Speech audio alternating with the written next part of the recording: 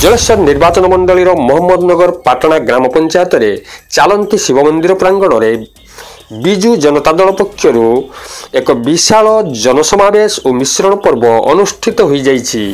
Jaleshwar BJD block सभापति दिलीप कुमार सामल सभापतित्व में आयोजित यह समावेश में बालेश्वर सांसद प्रार्थी डॉक्टर लेखाश्री सामंत सिंघार, विधायक प्रार्थी तथा मंत्री अश्विनी कुमार पात्र, ब्लॉक चेयरमैन मानस कुमार जेना, पौराध्यक्ष प्रदीप कुमार प्रधान, जिला परिषद उपाध्यक्षा अनसुया प्रधान, युवनेता लेलिन प्रधान प्रमुख जोग देई आसंता निर्वाचन में बीजेडी को डबल शंख चिन्ह रे मोहर मारी जययुक्त कराइबा को निवेदन करथिले।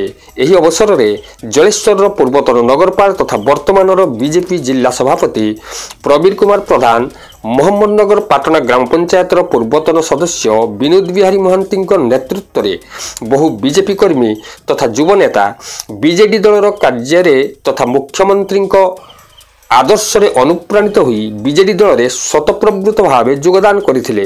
मंत्री तथा विधायक प्रार्थी अश्विनी कुमार पात्र और सांसद प्रार्थी डॉक्टर लेखाश्री सामंत सिंघार सेमानंकु दलीय उत्तरीय प्रदान करी दल में सामिल करथिले। Jaleswar Gaurishankar Mohanty report, JCL TV।